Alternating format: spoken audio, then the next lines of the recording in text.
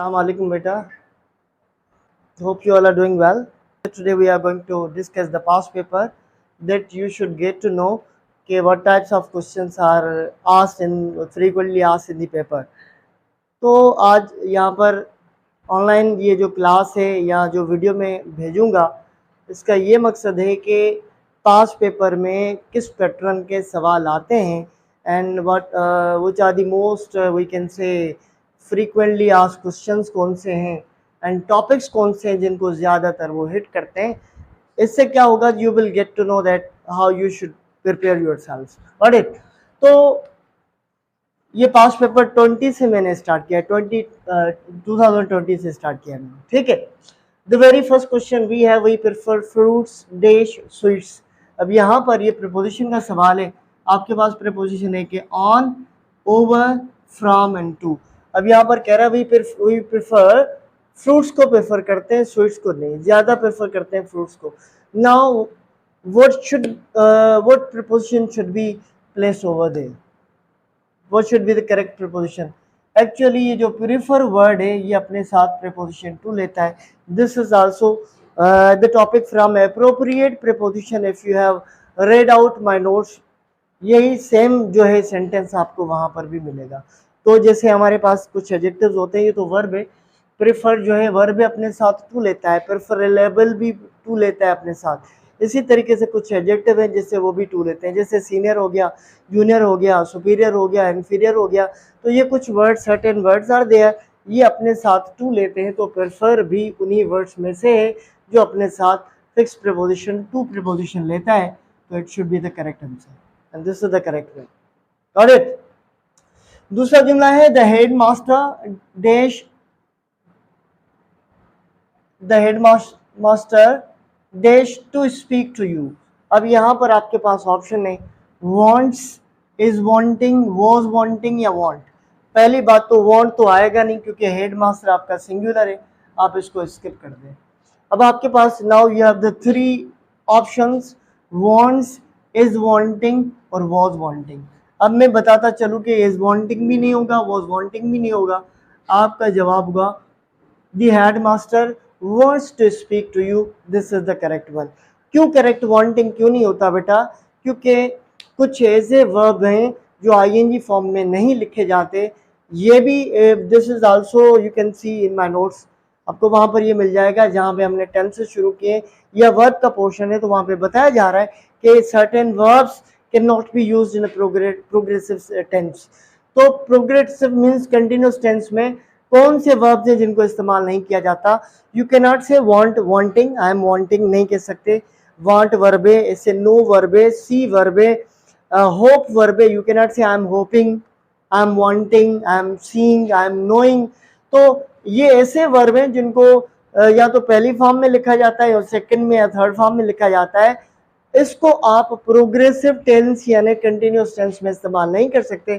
तो ये आपका option, this would be the correct one, the headmaster wants to speak to you बेटा। ठीक है, जो वर्ब्स मैंने बताया नोट्स होंगे तो वहां पर पूरी लिस्ट दी गई है कि कौन से वर्ब्स हैं, उन वर्ब्स में आईएनजी फॉर्म आप नहीं इस्तेमाल कर सकते, वो या तो पहली फॉर्म में होंगे या तो थर्ड में या सेकंड में होंगे। आईएनजी फॉर्म उनके साथ प्रोग्रेसिव टेंस उनमें इस्तेमाल नहीं किए जा सकते वो verbs. The headmaster sorry knowledge and wisdom, the third question we have, knowledge and wisdom dash no time for connection, यानी इल्म का और विजडम का दूर दूर तक कोई आपस में कनेक्शन नहीं है। अब ये सवाल आता है सब्जेक्ट वर्ब एग्रीमेंट से कि जब आपके पास दो सब्जेक्ट हों, दोनों सब्जेक्ट का आइडिया एक बने, तो वहाँ पर सिंगुलर वर्ब का इस्तेमाल किया जाता है। जैसे हम कहते हैं milk and egg are my breakfast कहेंगे या इज माई ब्रेकफास्ट कहेंगे? आप कहेंगे जब ब्रेकफास्ट की बात की जा रही है and they must be is, तो डेफिनेटली वहाँ पर इज का इस्तेमाल किया जाता है। अगर मैं कहूँ bread and butter dash sold here, बेचे जाते, तो डेफिनेटली बेचे अलग अलग जाते हैं, आप आर का इस्तेमाल करेंगे। तो यहाँ पर क्या होगा, नॉलेज एंड विजडम आप हेज नहीं लगाएंगे बेटा, हैड भी नहीं, क्योंकि ये कुछ फ्रेजेस होते हैं, या ये कह लें आर भी नहीं होगा इसका, आप इसमें हैव का इस्तेमाल करेंगे। Knowledge and wisdom have no time for connection. जैसे एक जुमला आता है, हम कहते हैं दो सब्जेक्ट, जैसे हम कहते हैं the horse and carriage is ready या आर रेडी कहते हैं, घोड़ा गाड़ी जिसे कह लें हम कहते हैं इज रेडी। तो जहां पर दो सब्जेक्ट्स हों और दो मिलकर एक आइडिया बनाते हों वहां पर वो सिंगुलर काउंट किए जाते हैं।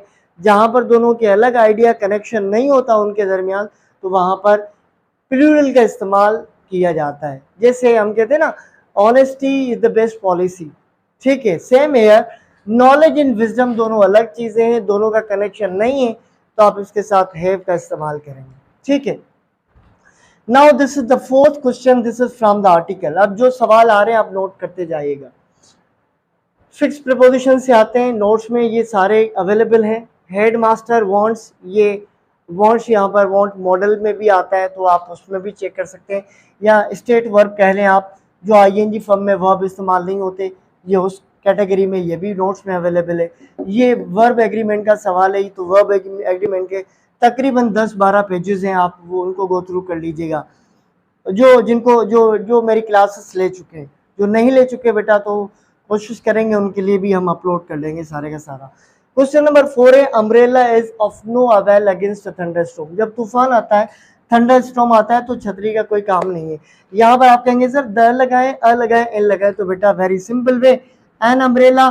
जो ये साउंड का हमने पढ़ा था, लेटर का नहीं देखा जाता है। देखें, आर्टिकल अ लगाते हैं जहां पर कॉन्सोनेंट साउंड हो, एन लगाते हैं जहां पर वॉवल साउंड हो।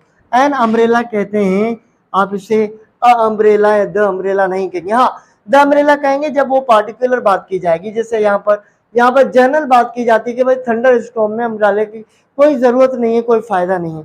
अगर मैं कहूँ dash pen is to write, pen से लिखा जाता है, आप क्या कहेंगे the pen is to write, नहीं, आप कहेंगे a pen is to write. Pen एक ऐसी चीज है जिससे लिखा जाता है। जैसे कहूँ चेयर इज टू सिट, आप कहेंगे अ चेयर है, द चेयर, आप कहेंगे sir a chair is to sit, यानी कुर्सी पे बैठा जाए। वो चेयर कोई भी हो सकती है। तो जहां पर जनरल बात की जाए, कॉमन बात की जाए, वहां पर आप अ का इस्तेमाल करते हैं, द का इस्तेमाल पर्टिकुलर चीज के लिए इस्तेमाल किया जाता है। Got it? An umbrella is the correct है। पांचवा जवाब जो सवाल है, आई विश आई वॉज और आई वर अ बिलियनियर। आई वॉज देश आई वर मिलीनियर, क्या कहेंगे आप?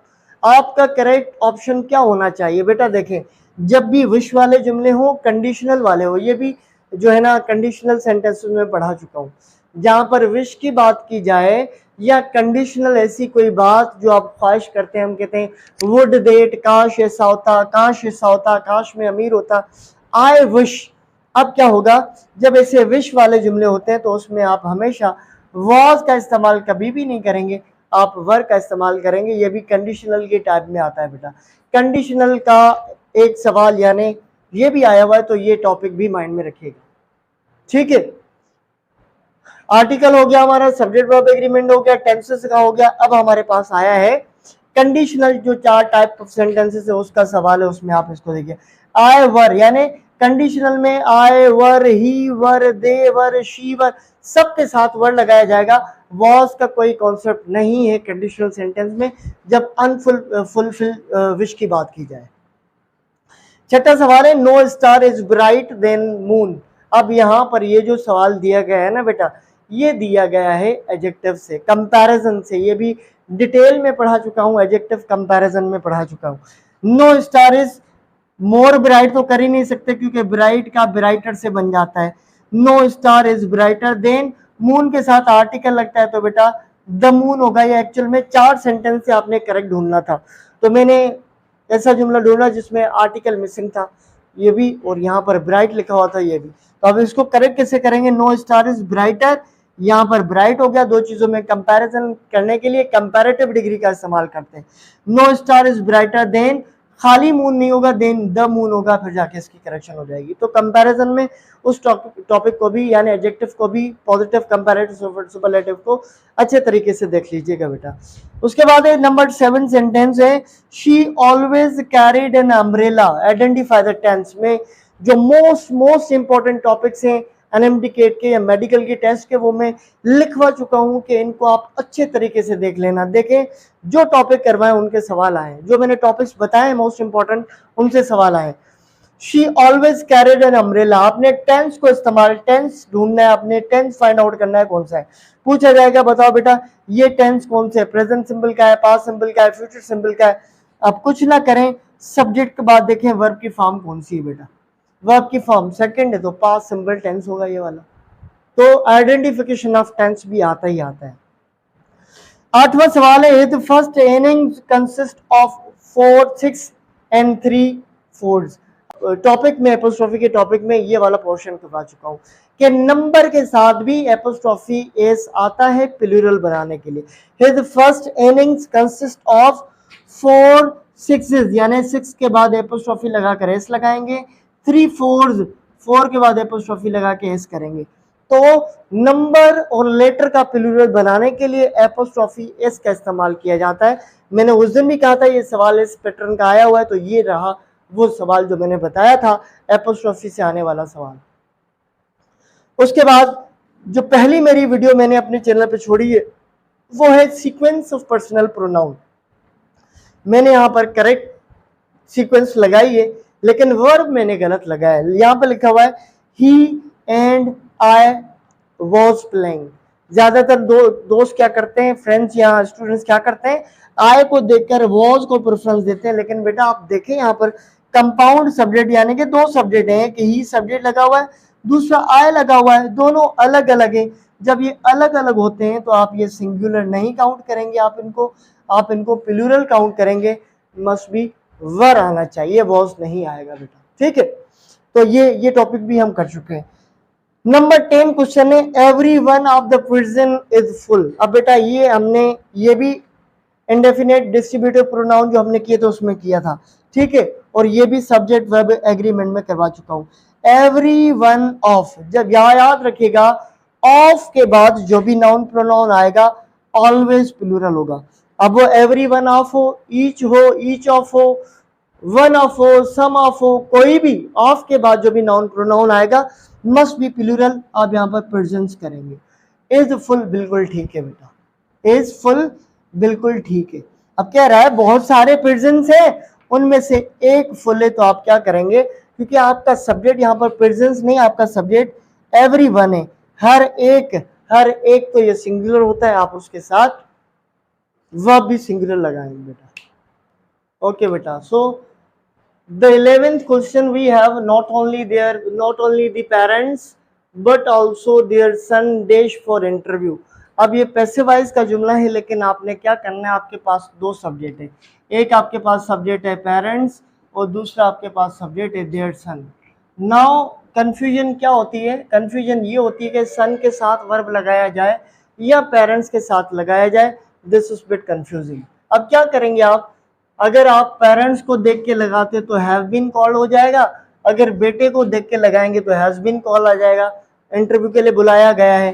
अब क्या करेंगे, पेरेंट्स को बुलाया गया है या बच्चे को बुलाया गया है, बात पहले ये समझनी है।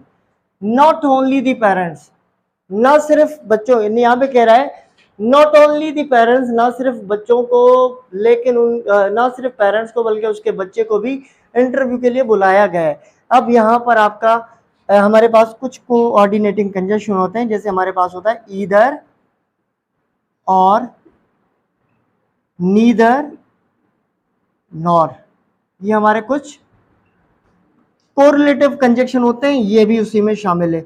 नॉट ओनली बट ऑल्सो, ये भी हमारा इसमें शुमार होता है। अब क्या होता है, एक सब्जेक्ट यहां पर लगा होता है जैसे ये वाला, ठीक है, पहला सब्जेक्ट, और दूसरा सब्जेक्ट इनके बाद होता है, बट ऑल्सो के बाद, नॉर के बाद, और के बाद सब्जेक्ट। अब आते हैं, क्वेश्चन ये आता है कि भाई अब वर्ब किसके साथ लगाया जाए, तो बेटा और, नॉर, बट ऑल्सो के बाद जो भी सब्जेक्ट होगा उसको देख के वर्ब लगाएंगे, वो आपका जुमला करेक्ट हो जाएगा।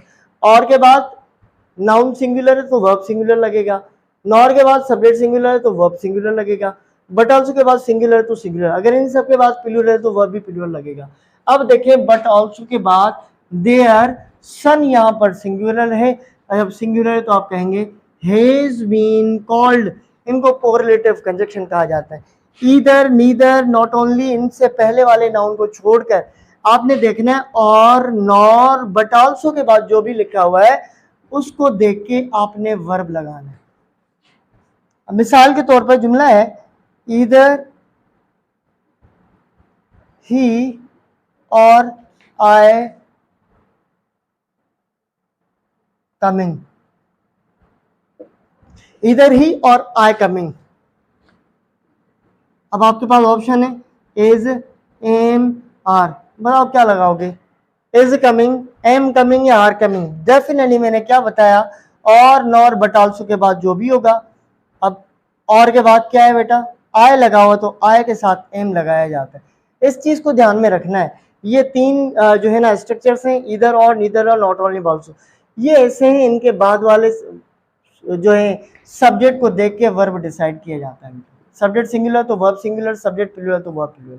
होप आपको समझ आ गया होगा। मजीद जो है बेटा फिर मैं बाकी आऊँगा बाकी सवालों के साथ। तो होप यू गॉट इट। जो टॉपिक्स आए हैं वो भी मैंने आपको बताएं, और मोस्ट इंपॉर्टेंट टॉपिक मैं ऑलरेडी लिखवा चुका हूँ, उनको भी गो थ्रू कर लीजिएगा। Thank you so much.